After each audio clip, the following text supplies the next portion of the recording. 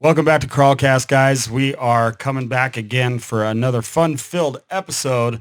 As always, it is myself, Gabe, and Ryan. I left out the old Gabe this time. Thank you.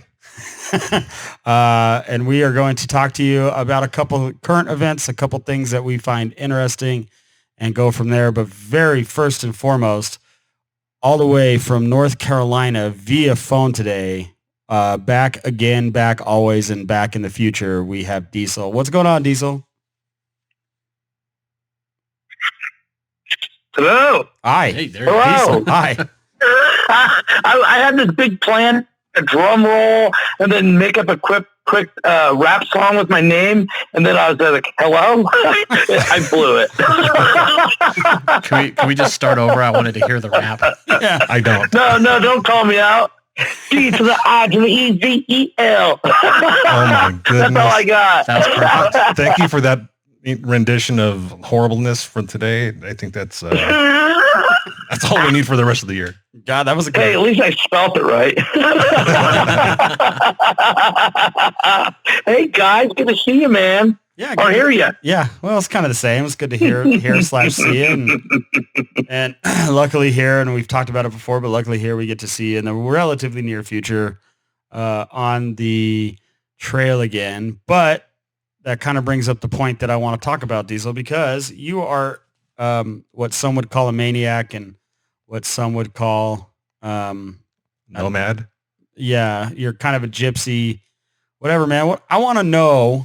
because we talked about it a couple episodes ago. I want to know, what is it like to load your Jeep up, not only with everything that you're going to need for the trail, but everything you're going to need to be on the road for 20 days and plan for everything to fit and how you're going to offload it, the stuff you don't need for the trail and all that stuff. I want to know what goes through your mind as you're getting ready to go, like we did a couple weeks ago on a 20-something day adventure to the opposite coast and wheel your ass off for 15 of those days. What goes through your mind, Diezel? First of all, allowing Diezel to just freely think is dangerous. Well, I know. So just...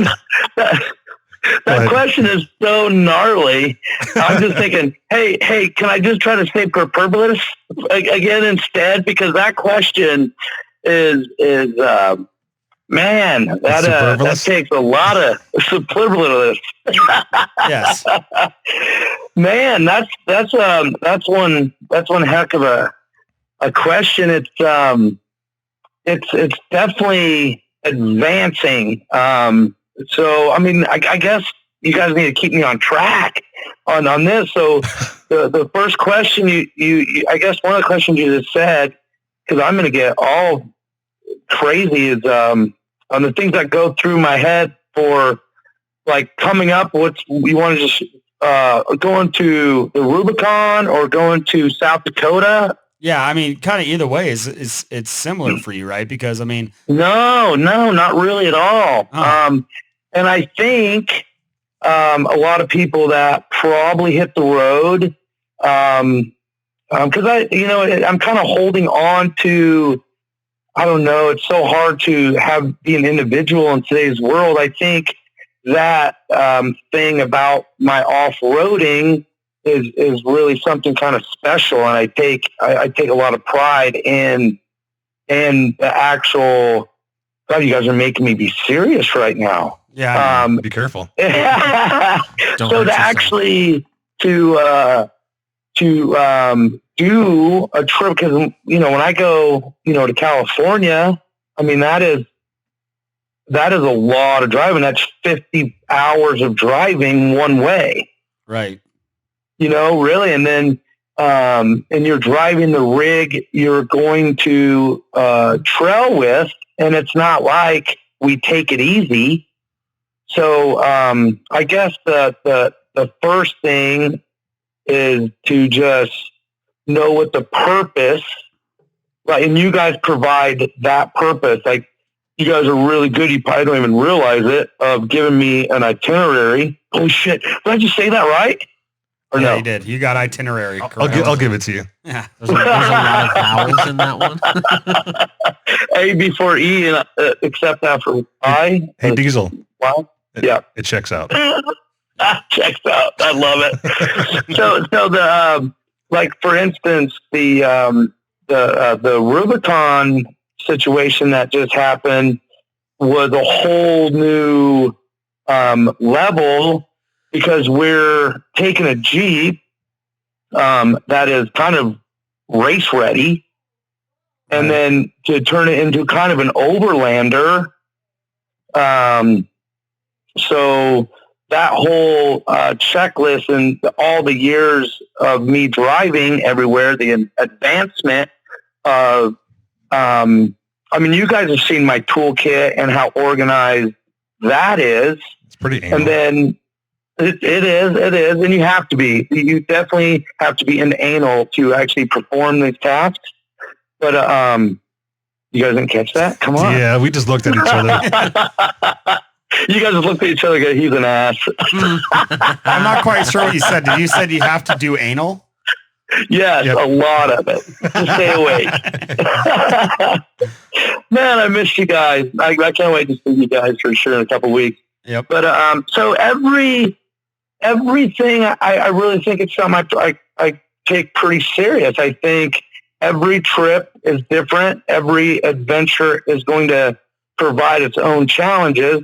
The tool thing, I take very seriously, and over this last year, it's changed a lot, because I kind of don't have to worry about putting wheel bearings in a JK. So, you know, all the tools that I need to take an axle out of that, well, I don't have that anymore with the new axle. So all the tools kind of changed, and this Rubicon was kind of a big trip.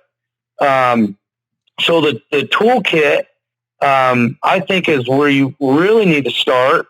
Because I know this might sound kind of crazy, but to start your packing to leave, you got to make sure you're prepared to come home. That makes sense. You know, so I think I take that really serious. So before, if I categorize important things that I am going to put priority on, I would probably bring, you know, a 1/2-inch wrench before I brought, you know, enough underwear. If I had a sacrifice, because I can make it on one pair of underwear. That's obvious. We all know that. I should not have said underwear. We've seen the dingle Oh berries. God, I can't believe I gave you guys an avenue to get into that area. We don't want to get No, we don't want in that We area. don't want that area to be near us. We at all. avoid that area at all costs, Diezel, but for whatever reason, you just keep turning on the open sign. I It's a did. green light. I bent over. I bent over for that one. So so when we're going to the Rubicon, and you know, like true overlanders, people that actually do this on a scale that is not just, you know, a dirt road, setting up tent, drive on a dirt road back, but like overlanders, like we did, driving 8 to 10 miles in some gnarly terrain that you have to have a very, you know, good rig to make, and then to have enough stuff to live on for 2 dudes for 4 days. You know, it's the thought process, and it actually kind of screwed me in the Rubicon, because I'm going through my tools and I had brake lines, and I'm trying to take my fluid. I have a fluid bag with all my fluids for every fluid, because as you advance your Jeep is going to take different fluids in everything. And it's very expensive components. So you have to have the correct fluid. So I'm like, all right, I need to condense these 2 bags into one. Well, I took out brake lines and some other parts that I felt super confident that I was not going to damage on this trip, that I always have on me. sure enough, on the way to Rubicon Springs, we get stuck on Old Sluice with a luggage bag hanging off the back and coolers and all this stuff. Oh, Should have been on that trail, but I rip out a brake line, and I'm like, in my brain, I have that brake line. So I'm now tearing the Jeep apart. I'm starting to panic a little bit, and then Rocky came up in the final round super strong with a knockout and actually had a brake line But that but that brake line, I mean, that brake line was for his TJ, which he had a hard line ran much closer to the caliper than what most people set their JKs up with. So that brake line was long enough to let full suspension droop happen on the driver's side because it was a driver's side front brake line, but you couldn't turn passenger, right? Because it would get too tight. yeah, I could not turn passenger. So that was kind of hairy. Like Adam and I, we worked together so well on the final trail to get to our campsite that I don't know if it was my thought process or Adam talking or me talking and Adam thinking, like, we really became a pretty good team. And the big thing is when you're packing, how big or how much room does a brake line take? Yeah, almost nothing. Nothing. But at this level, when you're traveling all those miles and you have to make room for every little thing, you also have to take in consideration weight of everything. I mean, you save an ounce in 16 places, you got a pound, 1 pound, and then it becomes 2 pounds. So, Diesel math again. every, that actually checks out. That checks out. So the way so all those things that come into play, a brake line is so little, but where do you draw that line of the compromise of trying to, bring what you need, but it's not like I can haul my whole shop Right. to the trail. Right. So I think that's probably what I concentrate first before I pack my clothes, before I pack anything else. I think my main concentration is tools and fluid. Probably the first thing that I do is that. And I think it's just to concentrate on getting home. Well, and kind of 2 points on that. I mean, it's evident how your thought process works when you travel with you, if that makes any sense whatsoever. But, I do what I like to call the pocket dance anytime I leave anywhere. So it's like cell phone, wallet, keys, right? Because I'm not rich, right? But I figure worst case scenario, I can buy whatever I forgot. Worst Right. case scenario, right? So like my wallet for me, if I have my wallet, I'll always get home no matter what. Like, so that's kind of the very first thing I make sure I have and the very last thing I make sure I have. But what's evident about that and what was kind of funny, kind of terrible, kind of sucked, didn't really matter, is when you did tear that brake line, we unloaded the entire Jeep onto the side of the trail.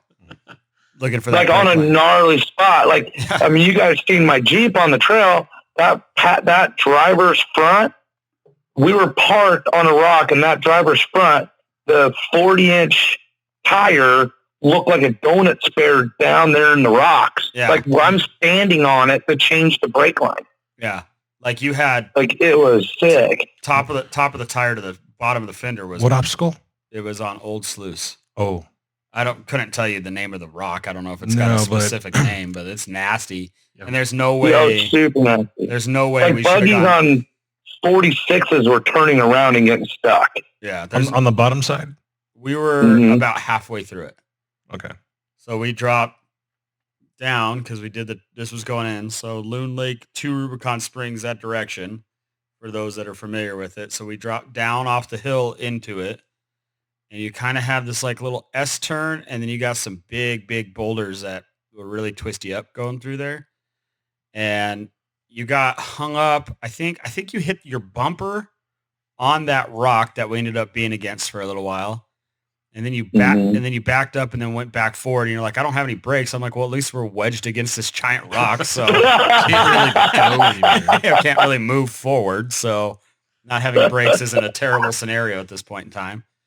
But yeah, it was super evident. So I mean, and then I guess comparing, you're right, Diezel, comparing your Rubicon trip to like going to South Dakota in a couple weeks, like the Rubicon trip was probably unique for you because you tend to travel by yourself, which blows my mind that you do that much driving by yourself. But kind of the unique thing there is you drove 3/4 of the way to the Rubicon and then got hammered with camera gear, another guy's worth of camping gear, another guy's worth of clothes, and a set of golf clubs. So we had two sets of golf clubs. But like that was something that you had to plan for before you even left, because I know that was a conversation we had multiple times of like, all right, dude, my bag is this big, because I took the weeks before.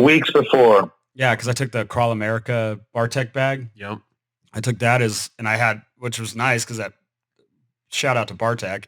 That bag was big enough that I had my camping gear and my clothes all in that one bag. Right. So really quick before you keep going, because it crossed my mind when you talked about golf clubs, I cannot wait for people to see Diezel swing in season 2 of Kingdom Crawl. Oh man, that just might have to be a promo. Yeah, just the swing. Just the swing. I tell you what, they'd see that swing, but I'd probably whoop a lot of their asses. Like when I'm actually playing for real, I do pretty good. I mean, that's my swing. I mean, I can't fake the swing, but yeah, I do pretty okay. It was pretty okay too. That's because I didn't film. I didn't film the first couple shots off the number 1 tee box, which is what we were looking at the other night. God, that's so funny. Yeah, I'm sorry. Go ahead. Dubsky did okay. Yeah, so Dubsky, the guy who doesn't play golf, hits it 215 yards right in the middle of the fairway. Diezel and I, who play a fair amount of golf, we're lucky to get our first shots off the tee box. But our second shot's freaking 50 yards over the freaking flag though, so we made up for it. But so that was an interesting dynamic. And then the other thing, D, is you like to kind of hustle straight through to wherever you're going. And so that goes to the wallet thing. Like when you said, you got to make sure phone, wallet, keys, mask. Phone, wallet, keys, mask. 2020, we got to throw that in there. Yeah. But I don't have a lot of money. Like I am very budget. So, and I don't do drugs. I get like runners get a running high. Like when I'm driving my Jeep, my life is so hectic with owning a small Jeep shop.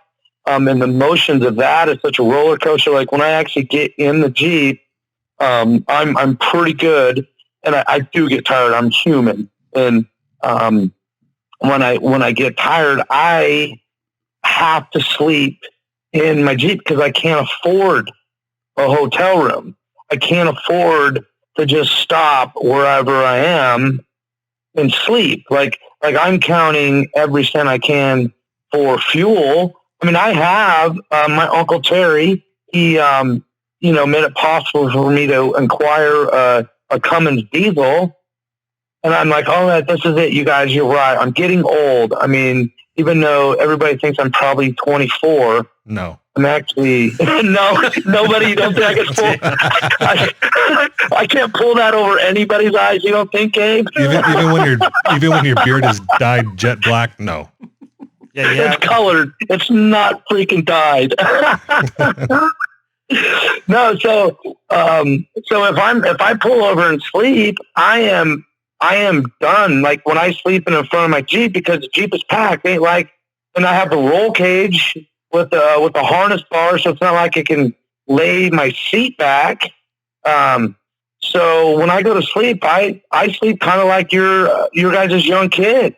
I look on the back. I'm sitting there, my head's drooped. So after an hour of being zonked out, now, man, I'm up for the next 6 hours because I'm in pain. It's like sleeping pain because I mean, when I go to sleep, it's super uncomfortable.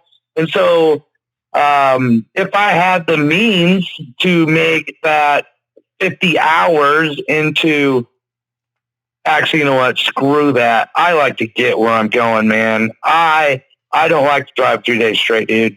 I am going to go. And I'm going to drive as far as I possibly can safely.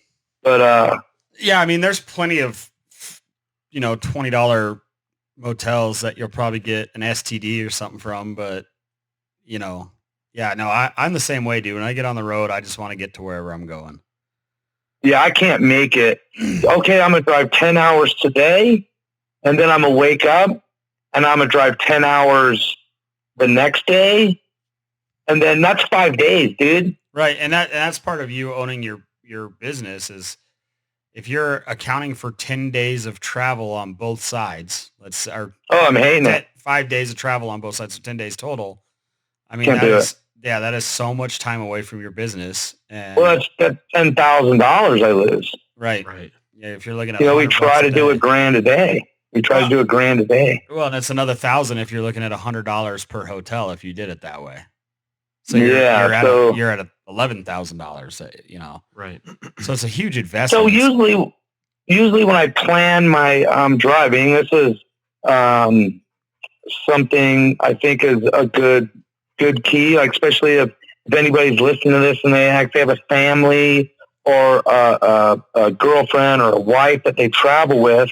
I always seem to plan my departure like 8 o'clock at night. I always leave because 8 to 8 I can knock out 12 hours with nobody really on the interstates, and then then the next day I need to stay awake and regroup. So obviously the interstates get clogged up pretty quick. But then I have another night. So I got 24 hours of night driving, and, I prefer it. I prefer to have 2 nights, and just a 1 day than to have like 2 days and drive 1 night. I would rather drive through the night. Right. For whatever reason, it's more comfortable for me. Like, it's hectic. Like, and this is, and a lot of people will disagree, but I would rather be driving through the night and be by myself because, believe it or not, I get, like right now, like doing this podcast and stuff, like I'm actually more uncomfortable than I am comfortable. And most people think that's when I'm in my comfort zone. It's interesting. Right? It is. I'm like 100% on board with what you're saying. But yeah, it's interesting to hear it put that way. So how's it going to change? How's it going to change now that you have a truck and trailer? So now this is the money situation again, because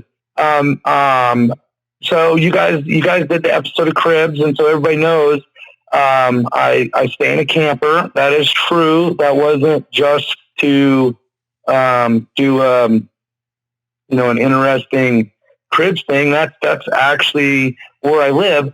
Well, the problem is that's not even about me. I can't. Have you guys ever slept next to a freaking 11-year-old kid? They're freaking gross. Yes. They're disgusting.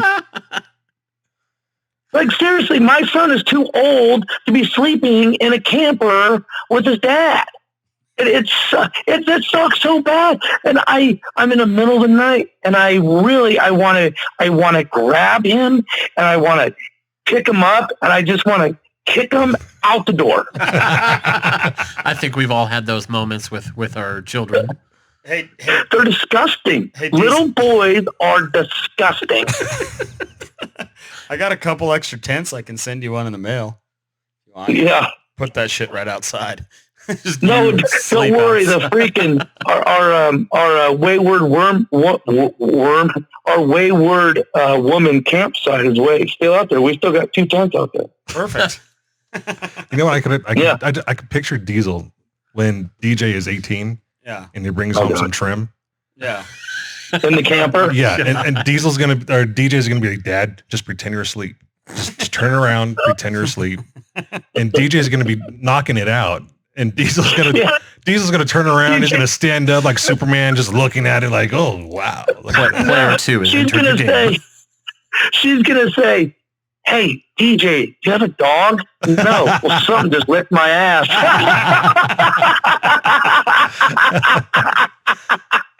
Oh God. Oh my God. And then she's gonna turn around. I'm like, I'm asleep. I'm asleep. I'm sleepwalking. I'm sleep licking. I'm a sleep licker. I'm a sleep licker. Oh God, that's gross. We're talking about my 11-year-old and his future girls. They're doomed. I feel so sorry for them. So so let's kind of focus on South Dakota. Well, I don't want to jump around too much, but let's focus. Yeah, on South Dakota is a whole nother problem. So you're bringing a co-dog, Paul.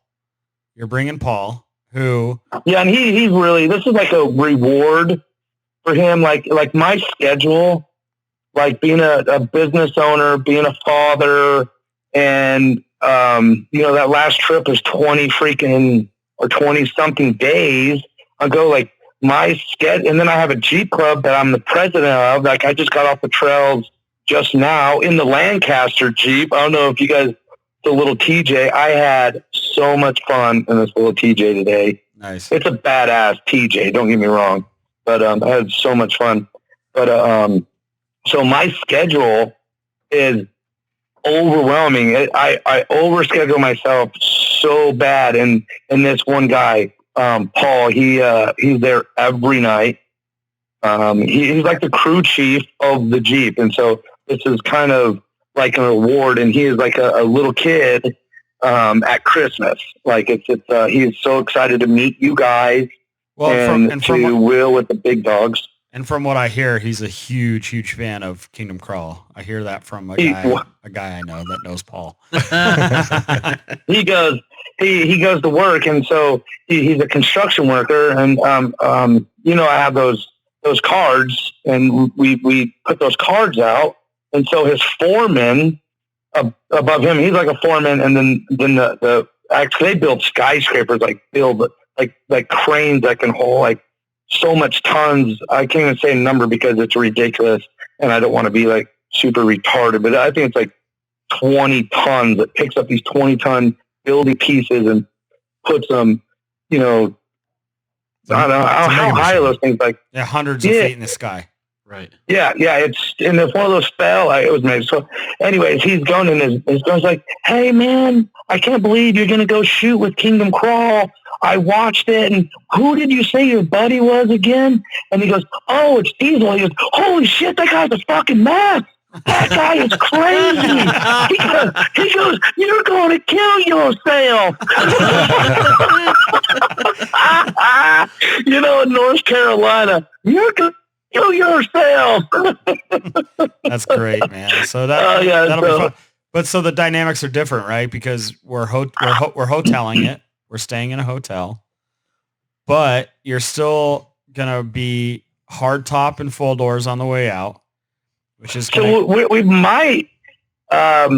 We're thinking because AOP in Chattanooga, my Jeep club is going to Chattanooga the weekend that we're coming home. So I'm like, Paul, you know what? If we drove with, because we're going to have those new half doors on it instead of the body armor doors. I go, if we have those doors, savvy and off-road. we just freaking go, if we just freaking load the Jeep up, fuck the top, like I think I can do it. He goes, dude, I'm gonna I'm going to get a rain suit. I'm good.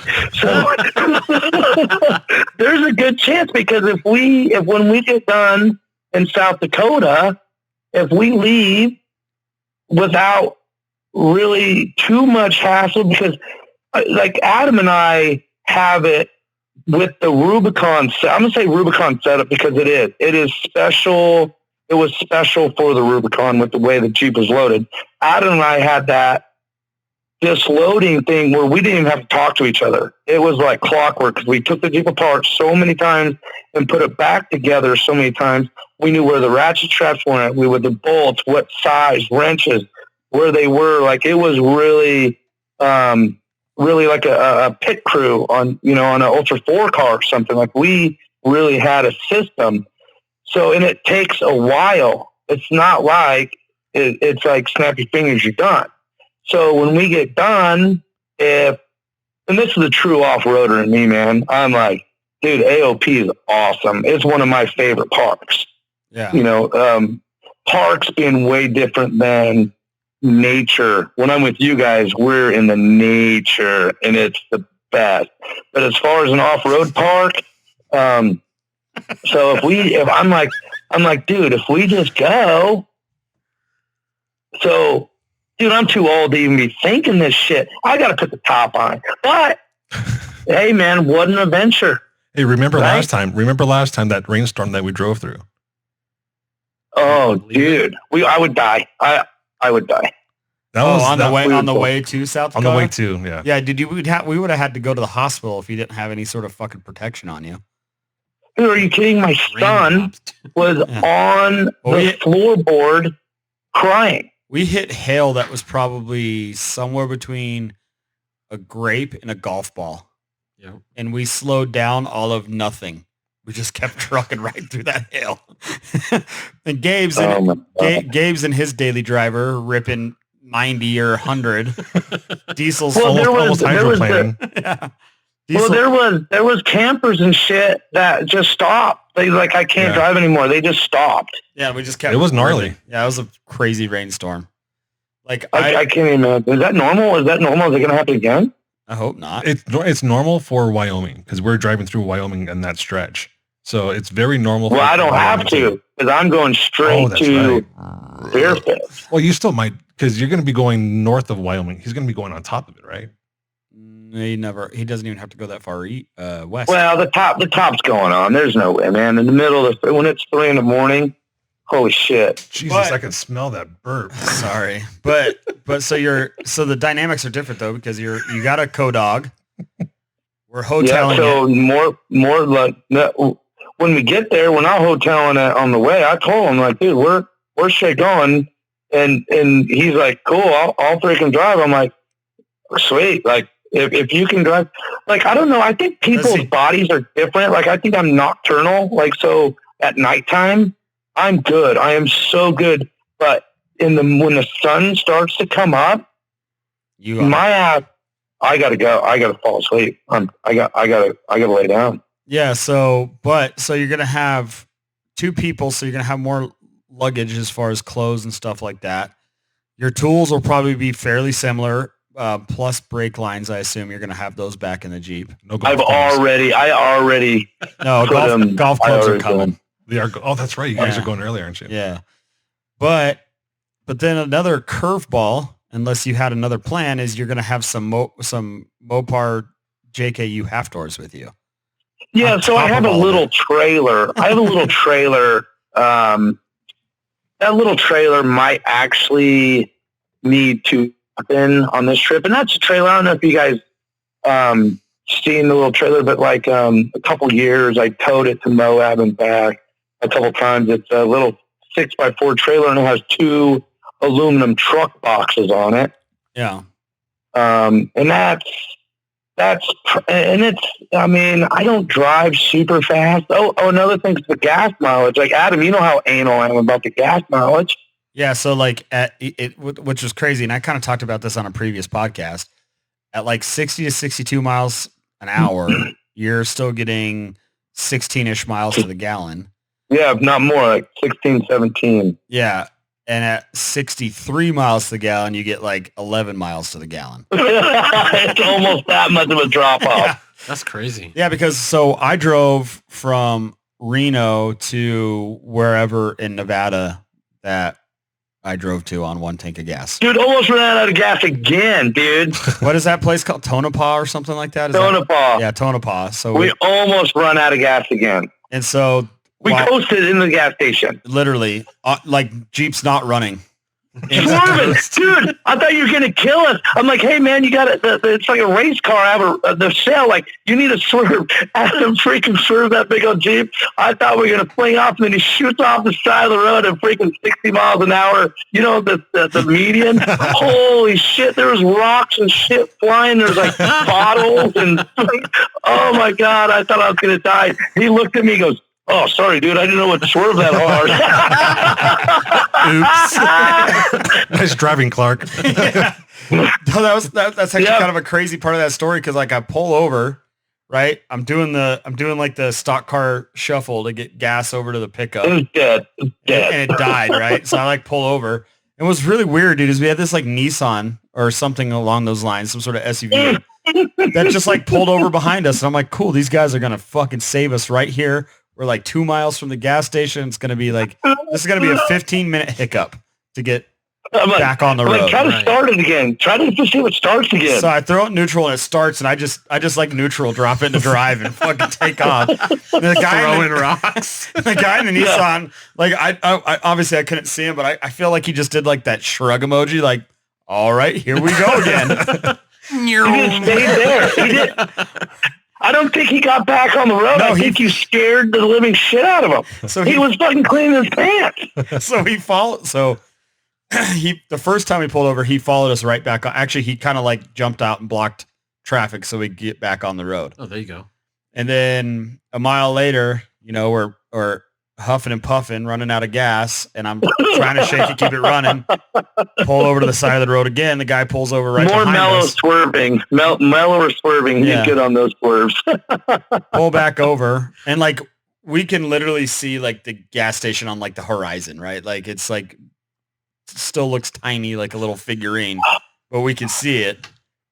It was like 112, so there's no way I'm gonna walk to the gas station and back. God, fuck that. Like I'm not interested in doing that. So we pull over again, and like same thing, dude. I throw it neutral, I crank it, it fires back up.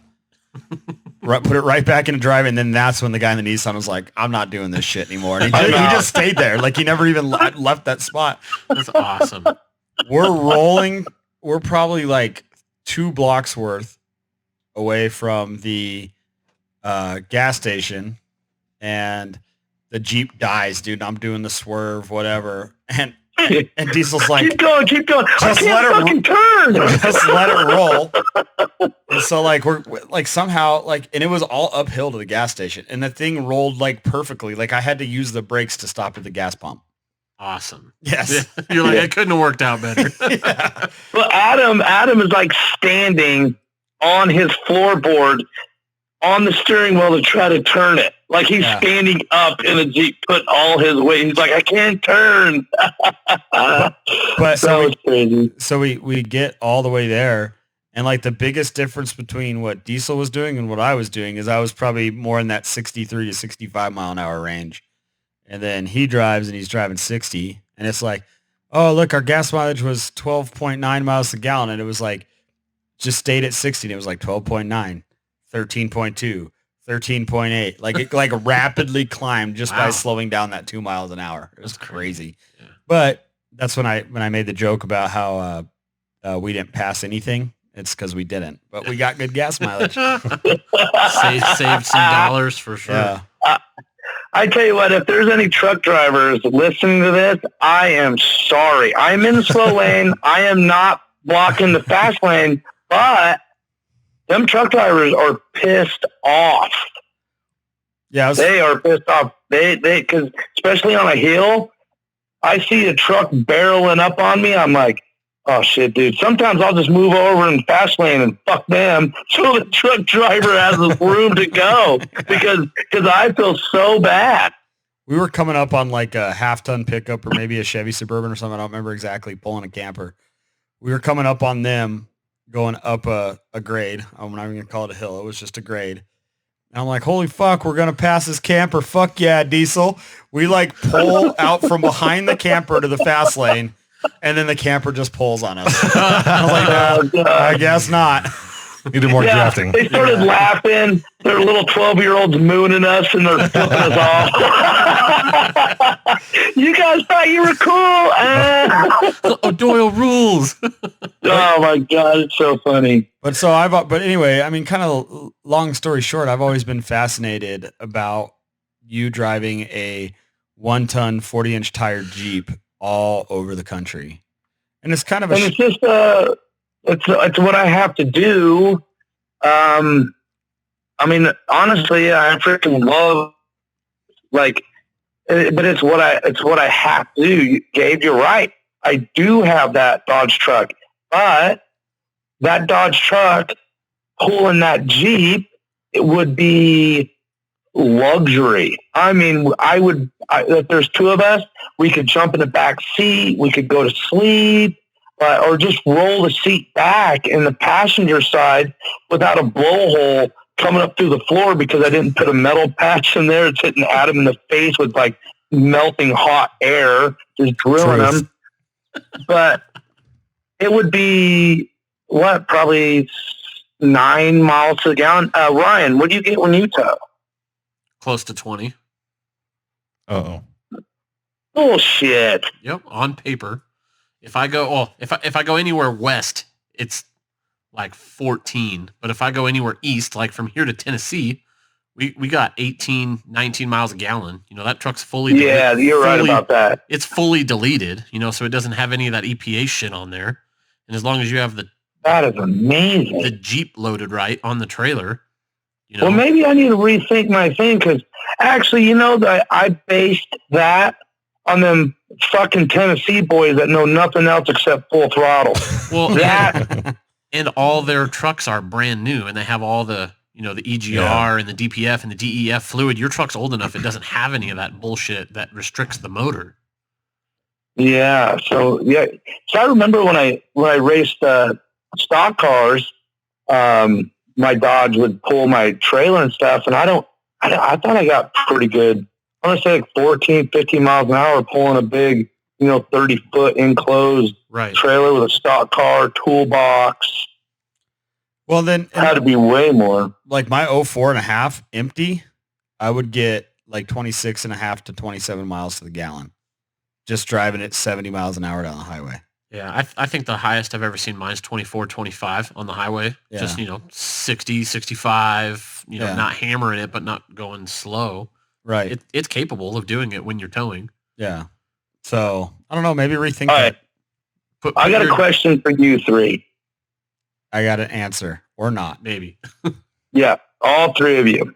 Okay, so put not that you have to do it, okay?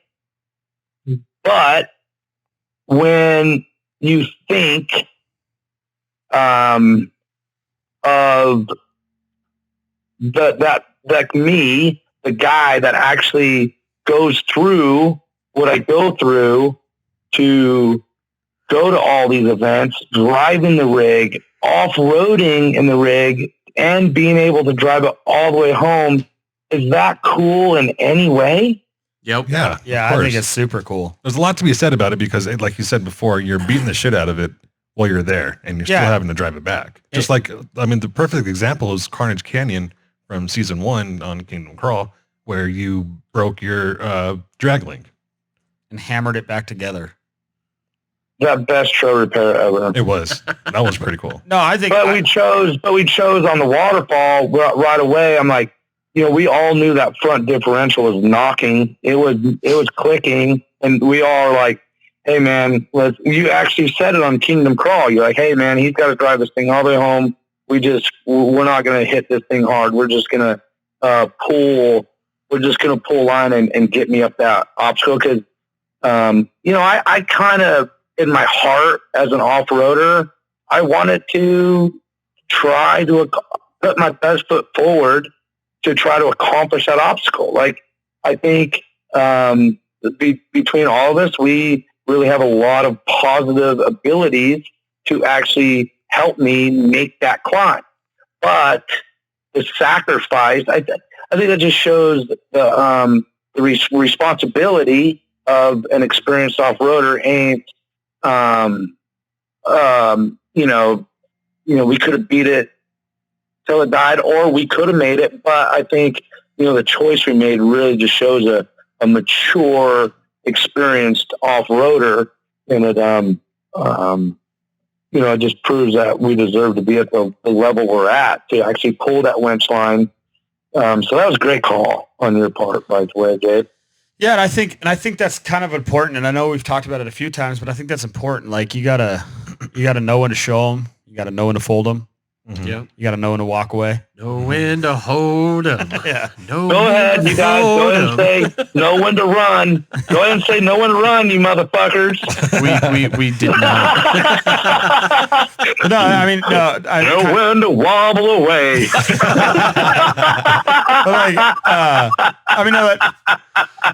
I think it's super important to know, what the circumstances are. Like, right.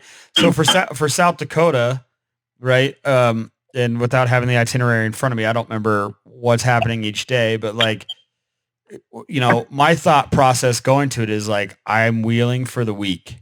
Right. So on Friday, maybe I do go all out and I try every single line, and I'm like, it's our last day. If I end up having to limp this thing off the trail and put it on the trailer and get it home, that it is what it is. But like on Monday, I might be more reserved. But like for you, Diezel, it's always like I'm wheeling every day for you is wheeling for the week. You know what I mean? Like whether it's the last day of the actual week and then you have a 3,500 mile drive home or 2,000 mile drive home or whatever it might be, like that's how it always is. So like, I guess my point is like, you just got to make smart strategic moves. And he did that the first year I met him in Moab. Yeah. On Pritchard Canyon. I think it was on Chewy. He pulled line, and he even said it. I got a long way to drive home. I'm just going to pull line here. I'm not going to chance it. Yeah. Oh no, I never pulled line on Pritchett ever. Wasn't? Jason Rogers had to, but that's because he had. That's right. Front That's went right. bad. My fault. Yeah, Diezel probably. No, you're good. He probably pulled his Jason Rogers line for him. Not the same. I felt so bad for Jason. He probably pulled line. Diezel probably pulled line on like fins and things. but that differential, like that first Pritchett Canyon, that was the first time JP from Rockcrawler really showed interest in me as an off-roader. And so that Jeep was influenced a lot from him, and a lot of support. I got a lot of support on that Jeep. So even though it had that Core 44, it was fresh. Like that time we did Pritchett, and that was the first time, besides now, like, I mean, but now I drive like a tank.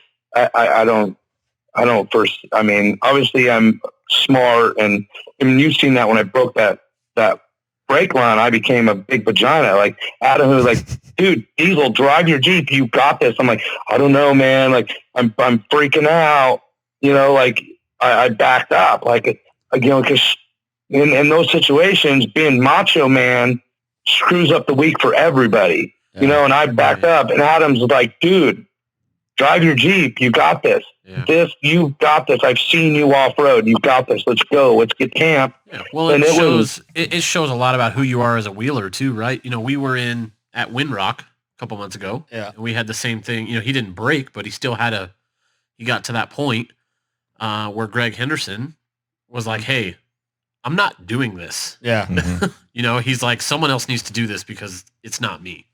We all tried that same thing of, hey man, you got this, let's do it. And he ended up he couldn't handle it. So someone else had to jump in and do it. And that was the hardest driving I've done off-road in a long time.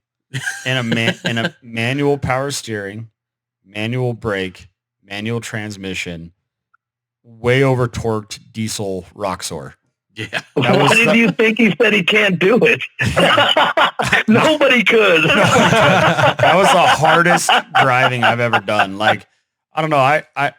I'm pretty smooth off road, and I know that didn't look smooth because it didn't feel smooth. Like when I was trying to work the clutch and the steering and the brakes and the Hey, gas pedal, that was a fucking pain in the ass. hey, But this whole still pull it situation, Adam, when you get your Jeep back together after it's been broke for so long, you're going to be like a I didn't- freaking hey, 17-year-old kid premature ejaculating all hold over. on, pump the brakes. Yes, I will be a 17-year-old kid ejaculating all over. But my But Jeep, no, this is your thing. my Jeep has not once ever been broken to where I couldn't drive it. It's just disassembled. I just took it apart. Yeah. So No, I know. Like, I know you're going to make the right decision. Working on it. But it's going to be tough. Oh yeah, It's dude. going to be tough. You haven't been in your Jeep for 2 years. Like, you're going to be pretty invincible. I don't know. He keeps rubbing this shit in, doesn't he? Yeah, dude, it didn't. He rubbed it in on the Rubicon. He rubbed it in on the fucking San Hollow. He rubbed it in when I ran his Jeep out of gas. You want to drive this thing? I Sucks for you. You want to go for? Yeah. You want to go up that obstacle? I bet you fucking do. You're like a Get new, your Jeep finished. you're like a And new then- puppy that and peed on then- the carpet. He's just rubbing your nose and everything. Yeah. And then to rub it in even further, this is why Adam's Jeep is going to be done next week. You know why? Because I let Jesse drive my Jeep and I wouldn't let Adam. That's true. Yeah, Jesse. Hey, buddy, it's hard to be a good friend sometimes. Like, That's it's hard. cold-blooded. Cold-blooded. Sometimes, I mean, I know it's there. It's like, Adam, it's there. Like sometimes you got to have that friend that's a dick to you. And then boom. And then all the good stuff that's happening right now, dude, I can't wait to see that smile on your face when you freaking rip up that waterfall that was flooded out last year. Oh, So I want to talk about a few other things, Diezel, but real quick. So if I have time, which I believe I'm going to have time between my Jeep driving, it's being drivable, and this is, I guess this is an inside scoop to what may be seen in the future. This will be cool. Yeah. If there's time, I've already talked to Gabe about it, but if you remember the first day in Colorado for four-wheeling, when we ended up an hour and a half late because we wanted breakfast. And Always late. I have a sit-down whole different breakfast. story about A that. sit-down breakfast, We not do- just a drive-through breakfast. Yeah. So, and actually, you know what? We'll take a second here and we're going to clear up that story, but real fast. That first day we did what's called the Billmore Loop, Empire Loop, which was the Red That Elephant, sounds cool. which we did Red Elephant Hill and Billmore Lake. Excuse me. And what? Corona. Corona. And that cabin, dude, go look to see if the dollars are still in that cabin. That's the only plan we have. Yeah. And get my Jeep off road to Yep. make sure things are working. Yeah. Hey, so there's only one thing I regret about the dollar bill thing. You need that $5 back.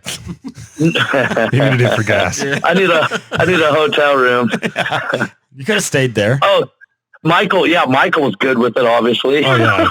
I still You still owe him $10. I still owe him $10 to this very day. He is such a wait till you see his Jeep. It's on tons now. It's fucking awesome. Yeah. But I think I think those dollars are probably going to be removed and taken.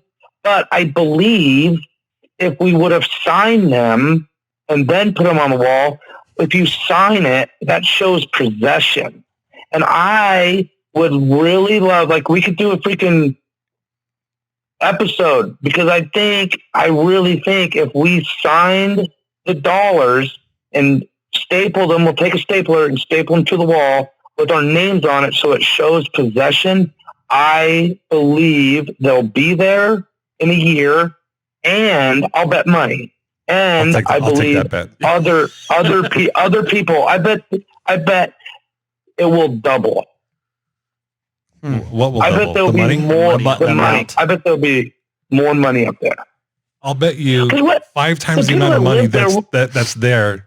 Actually, I can't bet him that because there's not going to be money there. I'm willing to bet that there's maybe $1 left up there. And it's because they didn't find it. Yeah. Right. I believe if we would have signed it, 'cause it shows possession, like a dollar bill, it's just in there. Yeah, for sure. Oh, look, a fucking dollar. But if it says Diezel, like Diezel dollar, and then I staple it, it'll be like, oh, fuck, dude, I want to do that. Fucking, damn, that's the best dollar I ever spent, man. My shit's in the middle of nowhere. There's no grocery stores. Like, what would people spend the money on, though? All right, so let's make this happen. Yeah, we'll see. Well, you guys can do it. If you're going to go on that run, all you have to do is film it, write your name on the dollars, staple it. Like, you guys got a stapler or something to make it, to put it up there. Pins, push pins. I'm a hot glue. Right, sign your name on the dollar, put the push pins on the dollar, and then next year I'll come out early and we'll go straight to that cabin. If those dollars, there's 3 of you. If those dollars are gone, I'll give you each $100. Game. No. Well, yeah. I'm going to take that bet. Yeah, I want the bet, but I don't want your money. Well, I'll just take fellatio. All right, so I do you know what that word is? 300. Can you bring some Diezel? I don't know. Is that you want me to lick your butthole? No. You're close. Close. I want him to spell fellatio. Yeah. All right, I can spell fellatio. Okay, go. He's Googling it. Hold on. No, I'm on my phone, fucker. How can I Google when I'm on my phone? Speaker it and look at your phone. Okay. No, we'll do this right now. Ready? Do you need it in a sentence? F L. Nope. I think there's no. There's no L. There is an L, but you got it way too early. Okay. Would you like to buy a vowel? Okay. F A.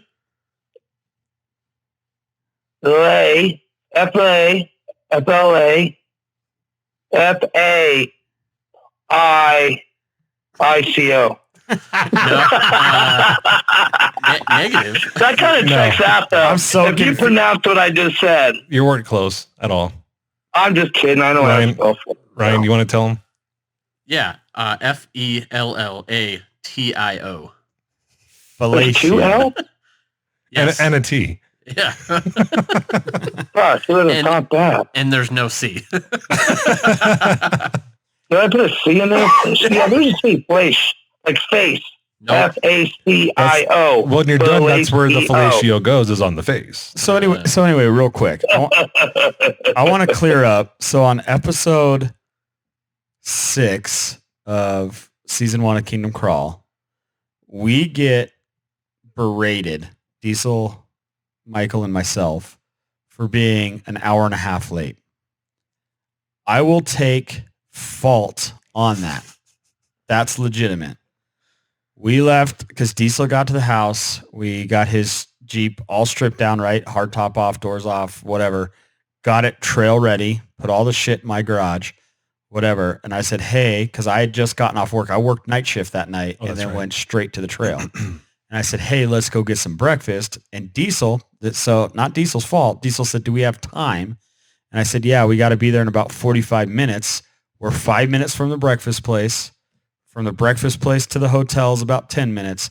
And this place is fast. It's like 20 minutes, 25 minutes. We'll be in and out of there. For whatever reason, that was the slowest day I've ever been in that restaurant. And it took like a fucking hour to get our food. So I'll take the blame. It's not Diesel's fault. Nobody can blame Diezel. Well, so this is how I thought it was. We woke up and we were running early, actually. And you're like, shit, we're early.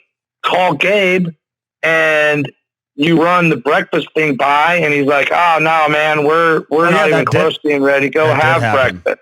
That did happen. We did reach out to you guys for breakfast, and we were told no. Every morning. Reason. 3 mornings in a row we reached out, and Gabe goes, fuck no, we're sleeping. I don't think it's your fault. I just think it's... I don't remember those phone calls. Hold on. Okay, so there's two He sleep talks.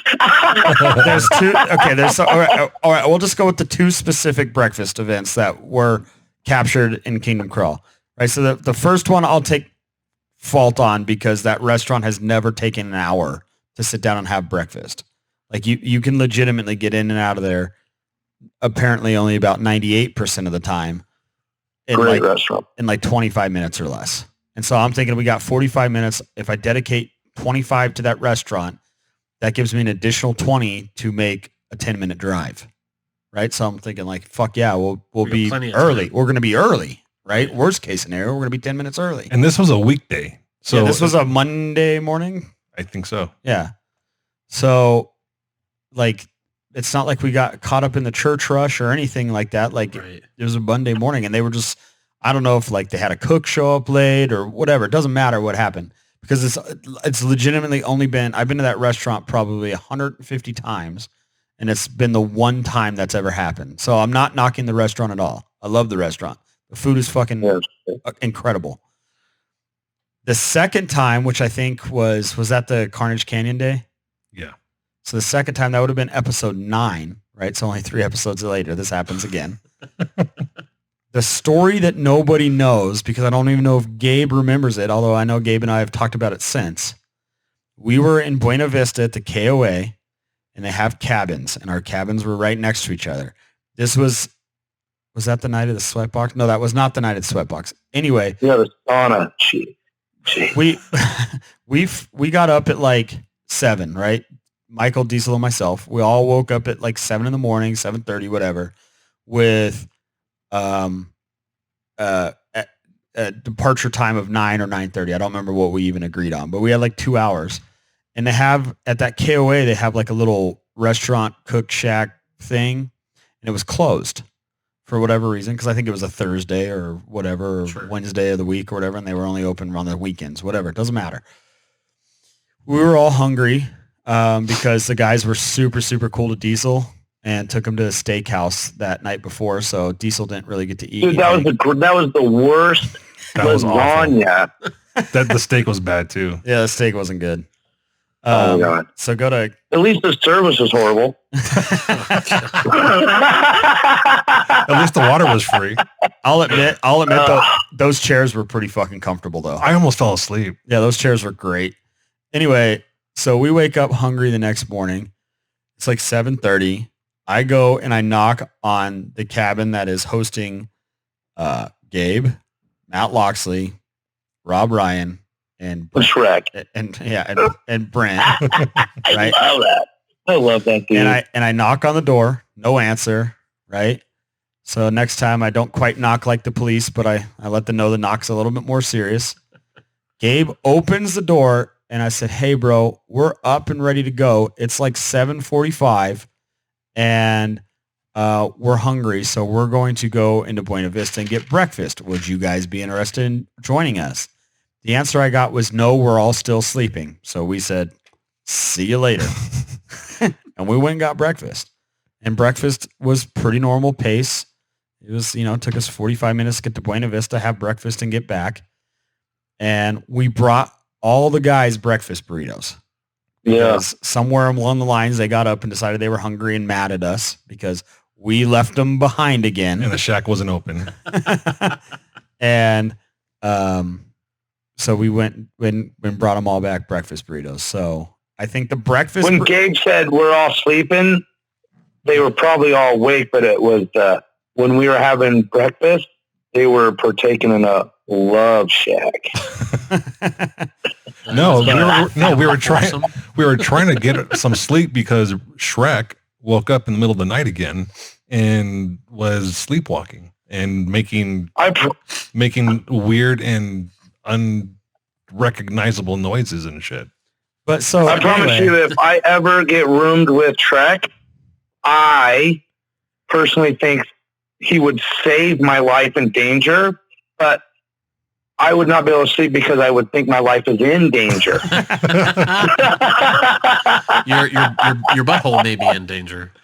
So, it's Love Shack. So I take zero fault, and Matt Locksley can go fuck himself for talking all the shit that he talked. Take zero That was fault good. on the second breakfast. There you go. Good push. Nice. On the second, You guys heard that? yes. Yeah.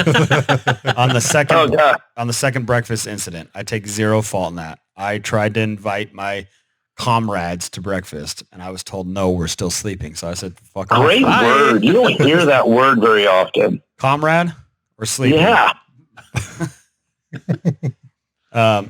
Thank you. I So appreciate it. the whole thing, if for all the wheelers that are listening, plan for a long trip. One, plan on getting home first before pleasure, because you're gonna have a lot more pleasure if you're prepared to come home. Wow, I think that's a good rule. that was profound and perverse. So I think that is probably, even that trip. I've been pretty prepared. Yeah, you're prepared. Like Man. I'm pretty good. Hey, Diezel, Yep. why don't you talk about Rock Crawler really quick? We need to mention our sponsors, and since you're on, I think you're the perfect person to talk about Rock Crawler. Yeah, I can't say enough good stuff about rock crawler suspension. It's one. So I got customers that come in, and the coolest thing that a lot of people don't realize about rock crawler suspension on their website is the levels of lift kits they have for all budget levels. Right. Like a lot of people have the misconception that, oh dang, a rock crawler lift kit is a freaking $3,800. Well, the Max Daddy is, right? But there are levels, and Jeremy has categories. You know, the Flex, the Max Travel, the X Factor, and all those kits have all the same components in them. So the one of the greatest things about Rock Crawler is in a mid-arm system, the parts you buy are the same parts that I run in the extreme system that I've built over the years. So you're never wasting your money, you know? Right. So I think that is one thing that Rock Crawler definitely does good for their customers. It's almost like a Lego set, right, and you can build your Jeep. And you know, you call Adam over there and he'll help you to build. Like, hey, you know what? I don't have enough money to do this, so I'm going to put in a blah, blah, blah lift kit just to get my Jeep up. Well, you can get your Jeep there with Rock Crawler. You just have to go in a system and find out what are the most important components to get your Jeep to perform right. And then they'll work with you on the levels that you need until you get to the max system, and they're all the same parts. So you never waste any money. I think that's one important part of Rock Crawler that a lot of people are unaware of. Absolutely. And Ryan, your Jeep right now is getting tuned, right? Yeah. So shout out to HP Tuners. We had those guys on the phone till late the other night. It's down at Cars Remember When, and Kelly, the technician down there that does all the tuning, he does it all through HP Tuners, and he tried to pull the tune out, and we couldn't read the transmission tunes. Like, they just weren't there. So we called HP Tuners, put in a service ticket with the help of Andrew Bailey. Thanks, Bailey. He followed along with the tech guys, and they used a beta software to be able to write a new transmission parameter and put it in there so we could tune the transmission shift points effectively. I can't say enough good things about those guys either. You know, they were on the spot. They were polite. You know, it's not super expensive like everyone would think. And I'm really excited to get it back on the ground and drive it. Nice. Absolutely. And then even though I completely just smeared his name all over the ground, Matt Locksley from High Beam Off-Road. We love Matt. I have some rock lights in the mail finally, if everybody wants a round of applause. Finally, as of today. But Matt can take care of all of your on and off road driving needs, and he stands behind his products, and we'll get you squared away. Shout out to Hy-Vee. For all your riding needs on and off-road performance, Matt Locksley. I had to do that. I'm sorry. That's awesome, man. And then, as always, we always talk about Smokin' Dave's Barbecue. And even before we started recording this podcast, Gabe is on a diet. We was talking about it. We was talking? Jesus. Yep. We were talking about a cheat day. And I'm like, well, what day are you going to do your cheat day?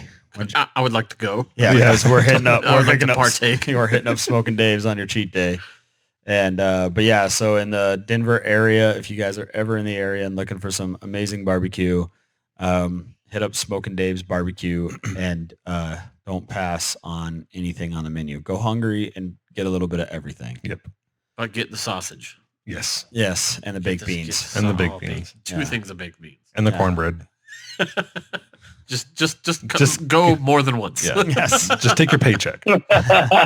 And then Doug Langford, they're in North Carolina and Alabama. Right, North Carolina? Yep. Right? Yeah, North Carolina and Alabama from Outlaw Off-Road. Great dude, running an amazing business down there. So if you guys are in the Alabama area or the North Carolina area and looking for potential shops, Doug Langford at Outlaw Off-Road would be a good guy to check out. Shout out to Gerald too. Gerald, yep. So, but real quick, Diezel, I want to get your take. Do you think Jeep is going to offer the 392 or the 6.4 Hemi as an option in the relatively near future? Like my honest opinion? Because they teased it, right? We all assume it was a concept that was supposed to be at EJS this year, which was canceled, and then Jeep decided that they were going to tease it anyway. Throwing shade the same day the Bronco came out. Throwing shade the same day the Bronco all the media was released on the Bronco. So yeah, I want your honest opinion. Is that something that you think we are going to see in the future? I don't give a shit. Honestly, I don't give not one shit. I think Jeep is doing it right. I think they're doing it perfect. And I think the price of Jeeps is already driven up to a pretty gnarly level. I think the V6 is that 3.6 is an amazing engine. I think the superchargers on the intake puts out more than the factory V8. So I think I don't know. I'm not so sure it's a thing because they have to warranty this stuff. So if they put a V8 in there, they have to make it to where it has to last through the warranty. Well, so that means the axles. That means exactly the brakes. Like there's so much more than just a big company doing something like that. Because like if you produce a car, your brakes have to outpower the engine. Right. So if your throttle sticks open, a dealership, you step on the brakes, you're going to be able to overpower whatever is under the hood. And you have to warranty drive shafts, axles, all that stuff. Like, I don't.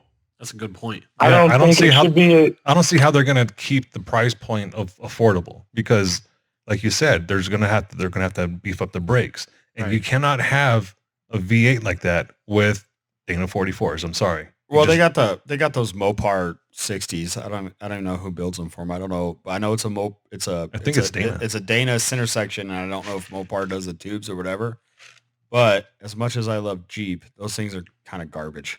The center sections are good. The tubes are, I think, Chrysler tubes. So you're still talking probably 1/8-inch wall tubes, and so it's not really even a 60. And a 60 is not a good rear axle anyway if you're talking about building a real Jeep. Shout out to Locksley. Yeah, so I don't think I think you're seeing what you're seeing. I think a lot of the talk about the diesel is kind of made it go that area, but I don't see how expensive a Jeep is now, how the market would be able to handle a V8. It's going to be another thing. It's going to be at least another 10,000 just for the motor. It's going to be on the small end, right, and then it's going to be at least another 10 grand for the bigger axles, right, on top of what on top of what a Rubicon already costs. So a brand new Rubicon, and then the EPA. What about the EPA? Like the exhaust, the emissions. You're up there. You're around 90,000 at this point. Well, or they're gonna detune the shit out of it. And you probably get more power out of a factory V6 by the time it's done. Yeah. But I don't know. But hey, I don't know if you guys know this. I'm sorry, I didn't interrupt you. But go ahead. Just like 4 days ago, Chrysler, the Jeep, just came up and fixed the JL steering problems. Oh, nice. There is a now, but I don't know.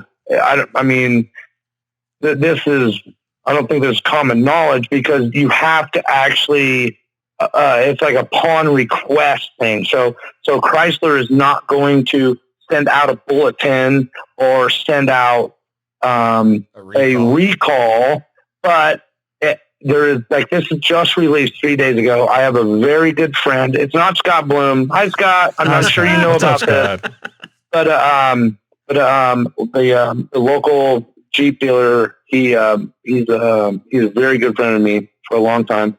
So it's another steering box and it's a computer problem. So they figured out a lot of the steering, and I think we all kind of knew that a while ago with electronic steering, but they finally figured it out like 3 or 4 days ago. I was just at the Dodge dealership. He was like, "Dude, Diezel, you got to see this," and he showed me the letter. It was 3 days old when I seen it, so it must be 5 days old now. Right. But you have to go in and request, complain about your steering. Say, hey, I need the new box with the computer problem. I don't know what you're actually supposed to say, but they're not supposed to like advertise it. Well, you see what I'm saying? So for all, I guess they're getting rid of the aluminum box. I guess the new JLs are aluminum box, and they're going back to the cast iron box and then doing a computer update, and it fixes all the JL steering problems. So I guess that's our technician service bulletin for the day. If you're one of our followers here and you have a new JL and you have steering issues, you heard it first here. Thanks, Diezel. I don't know if I made it very clear because I'm not even 100% clear about it, but clear as well. It's a couple days ago. Call the dealership and ask. Yeah, so it sounds like Jeep's getting behind the problem now. So finally. Well, it took them long enough with the J case to fix the clock spring. Yeah. Remember that? My airbag light's still on. But back on. What year is yours, Ryan? 08. Oh, at least that's an inexpensive one. Shit, dude, I'll bring the tools and I'll swap it out for you in South Dakota if you want. Like, I can have it done in freaking less than an hour, and it's only $100 and something. Like that 2012, that's like $400 for the clock spring. Yeah, they're like ridiculous. 2012. Oh, okay. Did he say cock spring? God. Yeah, because all the fucking cock ring? Cock ring? The problem with the 2012s and newer is all the electronics on the steering wheel. So like all your volume control and fucking Bluetooth and answering the phone, that's all ran through that clock spring as well. Well, what year is yours, Adam? Yours like a 14? Mine's a 14, yeah. So mine's the same as yours. Yeah, the price dropped. No, it's not the same. Yes, it is. Yours is like $200. Mine's like $400. Fucking argue with me. Oh, I'm not arguing with you, but are you sure? Because I know my year is like the worst. Mine's expensive. The cheapest I found one for mine, because I'm pretty sure mine's bad, just based on what happened with mine from a 2-year-old. Your son? From a 2-year-old. I'm pretty sure mine's bad, and the cheapest one I could find was $375. So it must be the year after yours. Like look, like change the year to 2015, And see, because they dropped back down in price. Oh, okay. It sucks. Be But- lucky us, right? Yeah.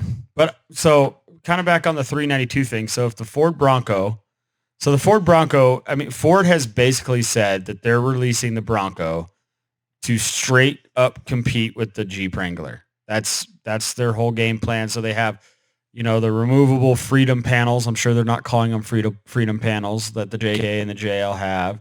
They have a completely removable hardtop. They're already offering tube doors through Ford, and I'm sure other companies that do Jeep stuff, they're going to jump on the Ford stuff because I think the Ford Bronco is going to be wildly successful. So I don't know. It wasn't very much on mashed potato. Did you see that video? I did, yeah. But how many stock Jeeps are capable like that on mashed potato? Yeah. Well, they went up the easiest part of mashed potato. They didn't even go up to. Oh, but like, yeah, like it wasn't even. But so the good thing for the people that are interested in the Ford Bronco is it's built on the Ranger chassis. So you already have a bunch of aftermarket support, i.e. Pure Performance, aka rock crawler suspension, Right. is already going to be supporting you in all your suspension needs. I think it's going to be wildly successful. I mean, their trail rated version, so like the Rubicon versus whatever they call their trail styled one. I mean, it's coming with 35-inch tires on it. The new Rubicon's coming with 33. Like, they're straight competing with Jeep. This is the whole ploy over this thing. And Well, everything you said, it sounds like they're copying Jeep. So they're kind of like being like the Chinese from SEMA. They're just copying. Yeah, well, I mean, Freedom didn't panels, Ford make the first tube Jeep? doors. Ford made the first Jeep. I mean, they were called the MB318 or something at that point in time. But yeah, Ford technically made the first Jeep. And that's the difference between the 9 slots and the 7 slots. It has nothing to do with the continents. But the Ford Jeeps had 9 slots in the grill. The Jeep, or I guess the Willis Overland Jeeps had 7 slots for copyright infringement type stuff or whatever they call it at that point in time. But, Yeah, I gotta look in your history books on that. I mean, are you sure? Because I thought Kaiser Willys came out with it, and then Ford came like 2 years later or something. I think Ford produced it. Ford produced it, and it was too expensive. So and Kaiser actually didn't come around until 1953. I mean, you could check your history book if you want, but No, you're right. So it was the Willys, and then the freaking Kaiser bought Willys. Right, because they were failing. So Henry Kaiser bought it in 1953. And then that's when the CJ 2A, I think that's when it was first developed, because CJ legitimately stands for civilian Jeep. And if anybody wants to argue with me on this, fucking bring it on. How do I know all this? Because I did research on it. His last name is Kaiser. Well, spelled completely differently. But yeah, my last name's Kaiser. But anyway, but do you think, so with Ford coming out with everything just to compete with Wrangler, so Ford has sneak peeked, previewed, teased, whatever you want to call it, that they might put the 5-liter Coyote motor in one. They may offer that. Do you think Jeep will have to do something with either a 5.7 or 6.4 Hemi to compete with it? No, I still don't think so. Like Jeep like was the first, like last year. Was it last year? Was the first ones ever to beat Toyota in the most cars sold. They're iconic vehicles. Like I'd have to I'd have to check the history on that. Yeah, but the thing is, Toyota is like a bubble gum in other countries. I mean, it doesn't matter. It's going to sell itself. Jeep will not sell itself. Jeep, and they're still independent front ends, right? The Broncos, But I don't want that. But we saw Lauren Healy with his Ranger, very capable, do everything that we did. Very capable. I mean, the back end is completely different too, but you think, like, honestly, you think, we're talking about rock crawling, your everyday person, because for years and years and years, everybody cuts off that independent stuff for our type of wheeling, the majority, not racing, but our majority of type of going into our local woods and putting tons on and building stuff, there, I don't see how independent front end would ever compete with a solid front axle. Well, they do it every year at King of the every Hammers. day. It's not every day. I just said without racing. Well, you figure each corner is 20 grand on a KOS but you're also swapping axles on your Jeep. So I mean, you're if you want to draw a parallel, you have to draw it correctly. We're doing axle swaps. We're doing motor swaps. Whoever says to axle swap a straight axle for a straight axle. Oh, I understand. Than a straight axle for an independent. But my point is that it's an upgrade. And if you're going to upgrade something, why not do a whole blown thing, just like Lauren's truck, right? If you're gonna upgrade, why not do what he did? And I don't have that kind of money. Well, because I'm not so sure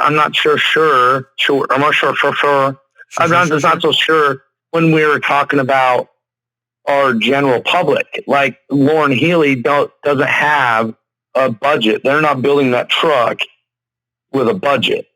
Yeah, that's an independent front end to make it a King of the Hammers front end. The budget is way more gnarly than a straight axle front axle. Okay, let's put it like this. The abilities for people to work on their vehicles in their garages, like you and Adam. So, could you imagine if people are freaking doing a 1-ton straight axle swap in their garage when they had an independent front end vehicle? It would be even a bigger cluster. But they wouldn't be the first ones doing it either. Toyotas do it all the time. Right. Look at Jason at RSG. They took that 5th gen Toyota 4Runner and put those Fab 9s in it, front and rear, and everything still works from the factory. Yeah. So I don't know. I'm curious to see how much competition is there between the Ford Bronco and the Jeep Wrangler, because I think you have purists, right? And the purists, you're not gonna sway one way or the other, right? Like Diezel, I would call you a Jeep purist, right? Because you're arguing against it, whether you truly believe that or you're just trying to play devil's advocate, doesn't matter. I think you're a Jeep purist. Well, I directly work with the general public every day, right?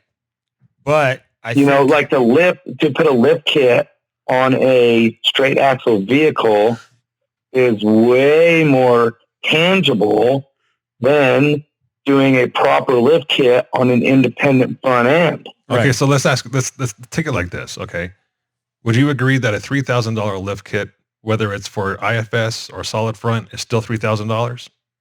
No, you can get so much more for a solid axle. But if they cost the same, and the upgrade is but comparable, the quality is not going to be the same. we don't know that yet because it hasn't come out, so we don't know that. I as somebody that works every day on vehicles unless it actually is in my face and I can see it, I would say 100%. I would say 100%. There's no way. Would you say 100%? Are you sure it's 100%? Yeah, no, I'm trying to think. I'm thinking about what I'm talking about. So I'm not just freaking blowing smoke. I mean, because I matter. Like if somebody's going to make their decision by something I say, I would definitely like to think I would influence somebody, a Ford fan or whatever fan you are. Like for instance, this will be quick. My father, we raced stock cars. We raced stock cars growing up. So he wanted to be different. So he chose to race a Ford Thunderbird on the Southwest Tour, touring the West Coast in a Ford, and financially just took his race team almost down to nothing until his stubbornness decided to go to Chevy and then it was on a steadily incline and got right back to where it needed to be, just because how stubborn he was.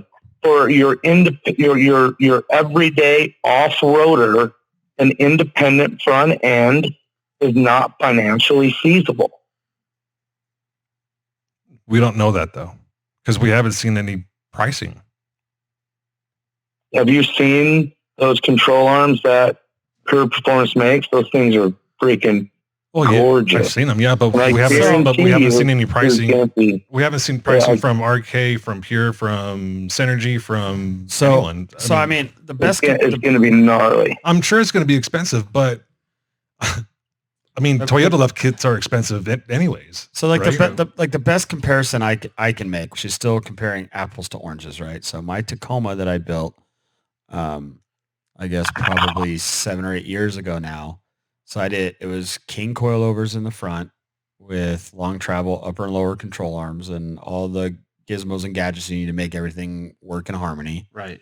I did because it was more of a overland style rig. So I did a Expedition style rear leaf spring. So basically just a heavier weighted leaf spring in the rear for more weight, and King remote reservoir shocks in the rear. And it was $6,500, I want to say. I'd probably have to look it back up to get the correct price, but I want to say it was like $6,500. Right. And I know to kind of defend Diezel here, I know for $6,500 into a solid axle vehicle like a Jeep, Right. I would have just as good a quality and more capability off road. Yeah. Yeah. You'd have coilovers all the way around instead of just in the front. Maybe. Yeah. I think you're pushing it on that, but could I be, to use RK for example, could I be 3-link front and rear on a 4.5-inch lift and the shocks to compete with all that? Like, Yeah. I think for $6,500, I probably could have been. Yep. And that That's a lot of money. Yeah, and the 3-link with on a 4.5-inch lift, I mean, which is not basically what Diesel's Jeep is, but that's what Diesel's Jeep is running on the very basic level, and his Jeep is by far the best flexing, best twisting, but best moving Jeep off road that I've ever seen. As far as being able to achieve its capabilities. And so for $6,500, would I have gotten more with a straight axle vehicle? So I don't know, man. And another thing that you gotta kind of throw in there is when we do talk about the King of the Hammer vehicles, we're talking about people with endless finances. People that have spent independent front end, the reliability for the buck. There's no competition. Right. There is no way that if you have 10 grand and you put 10 grand in a front axle for a Jeep, or you got lift kit, the axle, the lift kit, you put 10 grand into a Jeep front end, just the front end. And then you do the same in the independent front end. The straight axle 100% is more reliable. I don't disagree. I can't disagree with that. I'm not disagreeing with it, but for your everyday person, we're not going to go King of Hammers, and we're not going to King of Hammers in a 2021 Bronco. Now, if you went, I mean, now, someone's gonna. Someone's going. Yeah, not us though. So basically, we just proved it. Ford Bronco people are mall crawlers. yes, the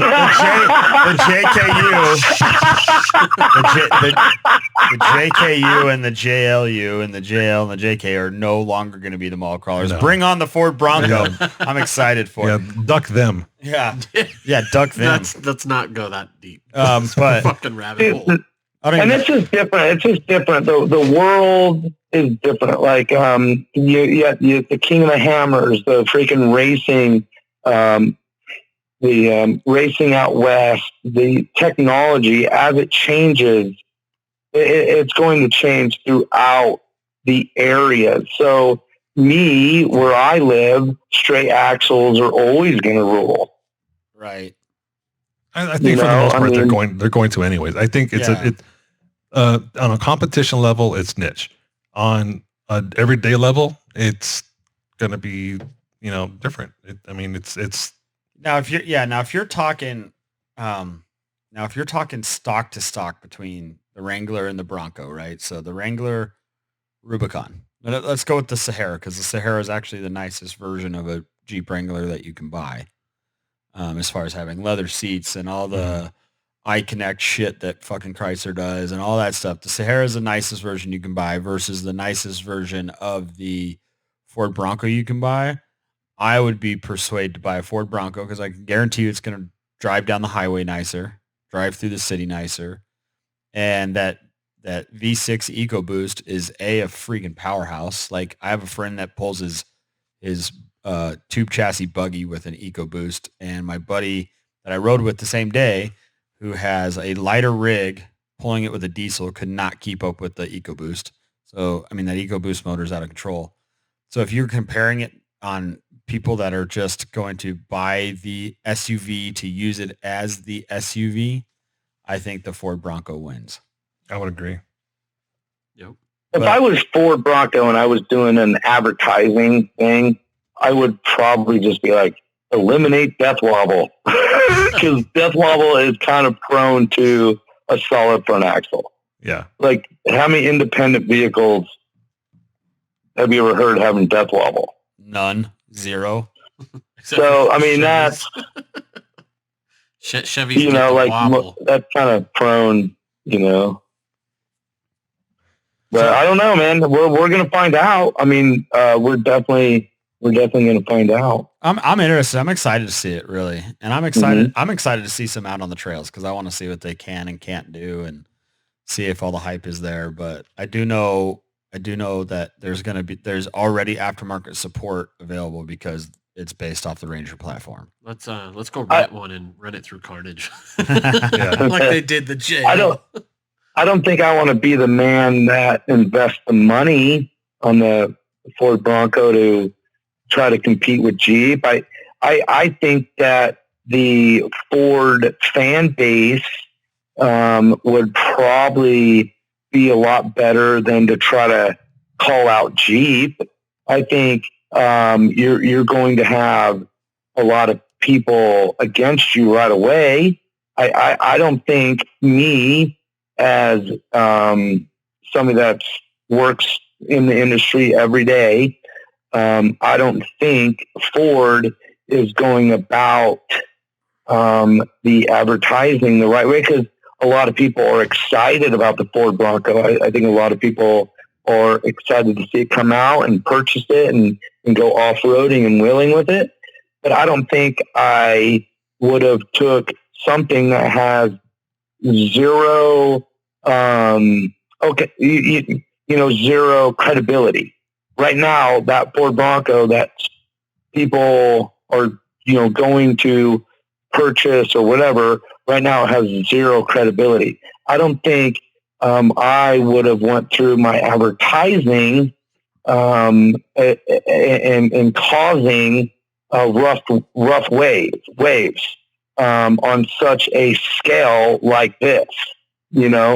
Jeep is the off-roading master. I mean, I think it might have been a little bit better to try to first maybe draw from Toyota owners.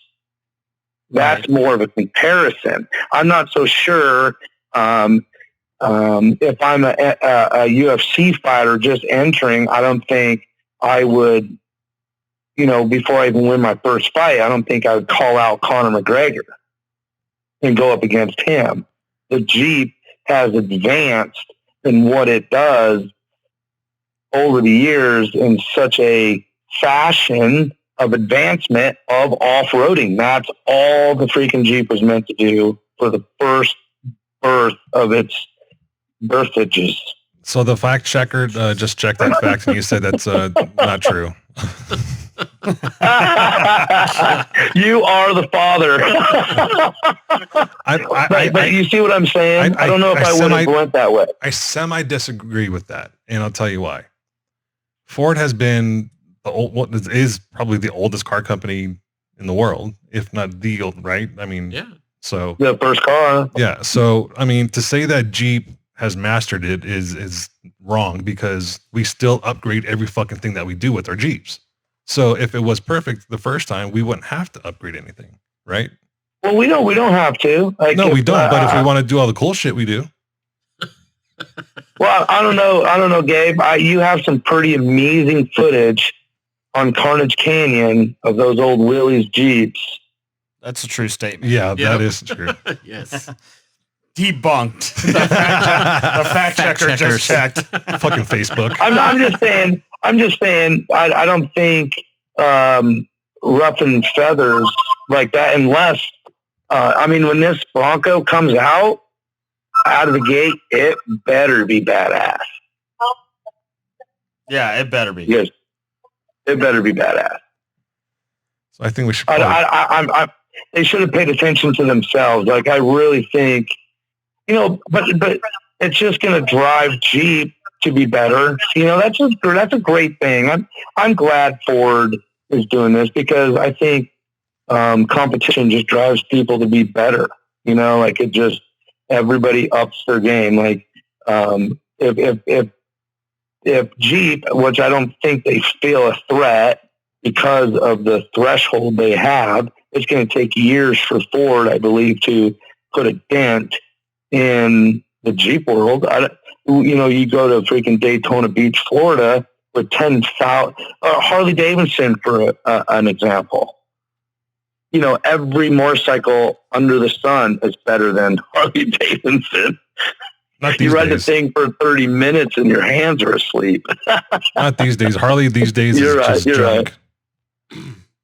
But they got the following, Yeah.